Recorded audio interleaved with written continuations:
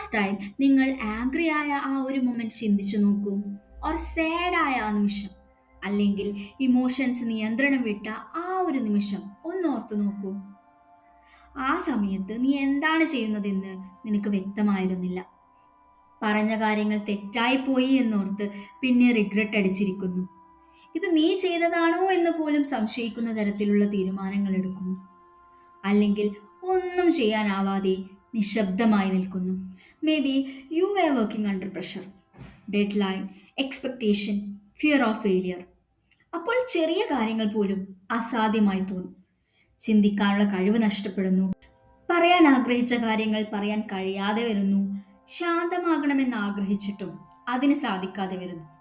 പിന്നീട് എല്ലാം ശാന്തമാകുമ്പോൾ നീ സ്വയം ചോദിക്കും, ഞാൻ എന്തുകൊണ്ട് ഇങ്ങനെ ബിഹേവ് ചെയ്തു? എനിക്ക് ആ സിറ്റുവേഷൻ എന്തുകൊണ്ട് പ്രോപ്പർലി ഹാൻഡിൽ ചെയ്യാൻ കഴിഞ്ഞില്ല? What is wrong with me? If this felt familiar, എങ്കിൽ ഞാനൊരു കാര്യം പറയട്ടെ. നിങ്ങൾക്ക് ഒരു പ്രോബ്ലവുമില്ല. നീ വീക്കല്ല, കെയർലെസ് അല്ല, ഇറസ്പോൺസിബിൾ അല്ല.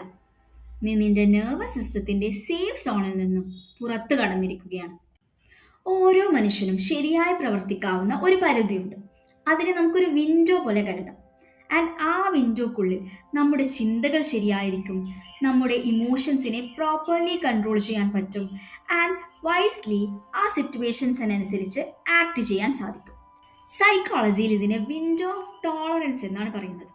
അതായത് ഇതാണ് നിങ്ങളുടെ നാച്ചുറൽ സ്റ്റേറ്റ്. നീ ഈ വിൻഡോക്കുള്ളിലാണെങ്കിൽ ബ്രെയിനിലെ പ്രീ ഫ്രണ്ടൽ കോർട്ടെക്സ് ആക്റ്റീവ് ആകും. That is thinking brain is active. ഇവിടെ നിങ്ങൾക്ക് പ്ലാൻ ചെയ്യാം, പോസ് ചെയ്യാം, സ്വയം ആശ്വസിക്കാം, നിങ്ങൾ ഓക്കെ ആയതുകൊണ്ട് തന്നെ മറ്റുള്ളവരെ സഹായിക്കാം. So basically you can say I can handle this. Calm ആകുക എന്നത് ഈസ് നോട്ട് ബീങ് വീക്ക്. അതിനർത്ഥം നിങ്ങളുടെ ബ്രെയിൻ പ്രോപ്പർലി വർക്ക് ചെയ്യുന്നു എന്നാണ്. പക്ഷെ നിങ്ങൾ സ്ട്രെസ്ഡ് ആണെങ്കിൽ ആ വിൻഡോയിൽ നിന്നും പുറത്തു കിടക്കുന്നു.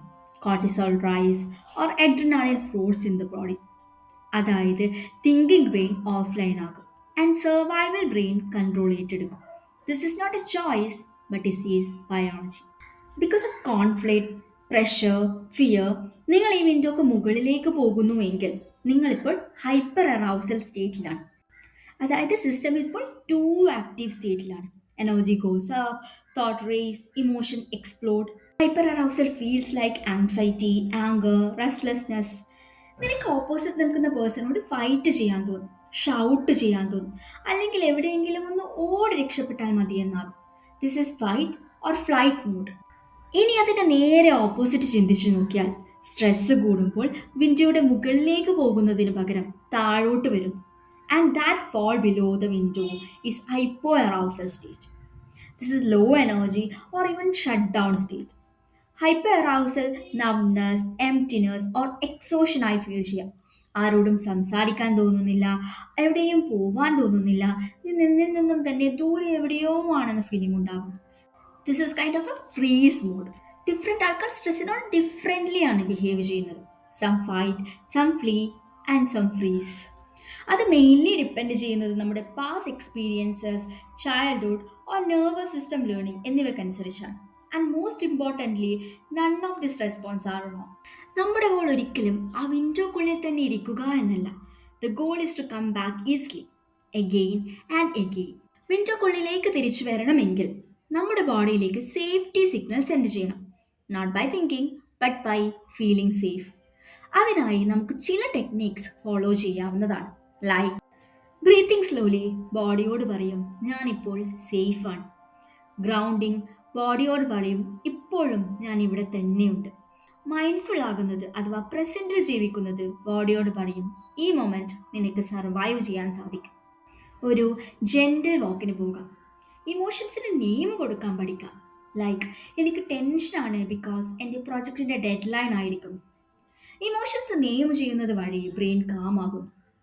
ആൻഡ് ഇത്തരം ടെക്നിക്സ് ഫോളോ ചെയ്യുന്നത് പതുക്കെ പതുക്കെ നമ്മുടെ വിൻഡോ ഓഫ് ടോളറൻസിനെ എക്സ്പാൻഡ് ചെയ്യും. നമ്മൾ വളരുന്നതനുസരിച്ച് സ്ട്രെസ് കൂടുന്നതല്ലാതെ കുറയാൻ ചാൻസ് ഒന്നുമില്ലല്ലോ. അതുകൊണ്ട് the goal is to expand your window of tolerance. Means more stress and the same calm. Life ഇനിയും നിനക്ക് സ്ട്രെസ് നൽകും, ഇനിയും ഇമോഷൻസ് റൈസ് ചെയ്യും. ചില ദിവസം നീ വിൻഡോക്ക് മുകളിലായിരിക്കും, ചിലപ്പോൾ താഴെ. This does not mean you failed. What matters is you know now where home is. നീ നിന്നിലേക്ക് തന്നെയുള്ള മടക്കയാത്രയിലാണ്. ഈ വീഡിയോയിൽ നിനക്ക് നിന്നെ തന്നെ മനസ്സിലാക്കാൻ സാധിച്ചുവെങ്കിൽ, കുറച്ചെങ്കിലും നിന്നെ കാമാക്കിയെങ്കിൽ, ഇന്ന് സേഫ് പ്ലേസ് തേടുന്ന ആ കൂട്ടുകാരനുമായി ഷെയർ ചെയ്യൂ. Take a deep breath with me and I will see you again inside the window.